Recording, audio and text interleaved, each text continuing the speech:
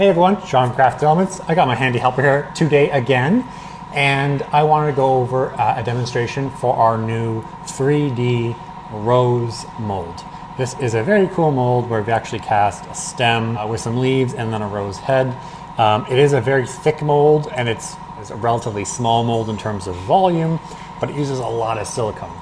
But what I'm going to do today is a demo with some Total Boat Thick Set and some of our black diamond pigments, and I'm going to use it in such a way that I haven't for a little while on the channel here. Oh, excellent. You got that all mixed? Where I'm actually going to use the pigment to pre-paint inside of the mold. I'm going to spray mold release, and then we're going to use just some general dry paintbrushes. Whoops.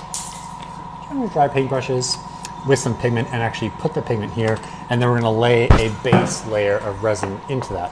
Now I've pre-mixed some Total Boat Thick Set with some black diamond mahogany. Yeah, Dad. Thank you. I've also mixed in some Smooth On So Strong Brown. I've probably had this for like, don't do that, you're gonna fall. I probably had this for like 15 years, back in like the days where I actually used to tint silicone to make haunted house props and stuff, because I've been making molds for a long time. So I don't even know if they sell anymore, but essentially what I've done is I've taken the pearl pigment and mixed some solid brown in it, because I do want a darker, What will we do with these ones? I'll show you in a second. I do want a darker pigment for our stem. So I'm going to go ahead and open up this guy, which is Scarlet from Black Diamond. Am I do this one? I'm going to do this one. Okay, because this is How actually... about my super for you? You want to scoop it for me? Okay, there you go. We're going to change the camera angle so you can see what I'm actually doing here. So as you can see, my little helpers put most of the pigment on the table, which I don't recommend you do. Can I do this? Can you watch for a sec?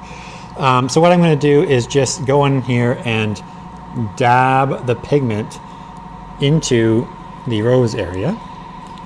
And essentially, once I backfill this, it's going to end up having the first surface layer pigmented with this red scarlet pigment, because of course we want to make a red rose.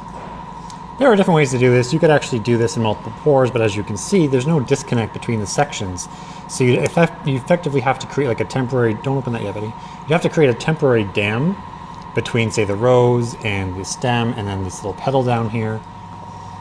This is jungle green, and I'm going to use it for the leaf component of the mold. You got some on your hands. I did. I'll wipe the excess off that we don't want in our stem. Oh, no more, buddy. I want to do it. I know you do. All right. Now we're going to take some of our... I want to pour it. Okay, you want to pour it. Okay, you have to do gentle, okay? And I'm using the brown because it's dark, so the front color should mix into that top layer well.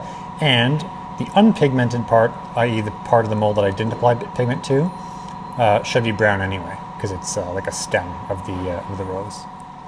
All right, I'm going to clean up this super mess. That would have been cleaner had I not had my special assistant. We'll come back tomorrow and demold it and see what it looks like.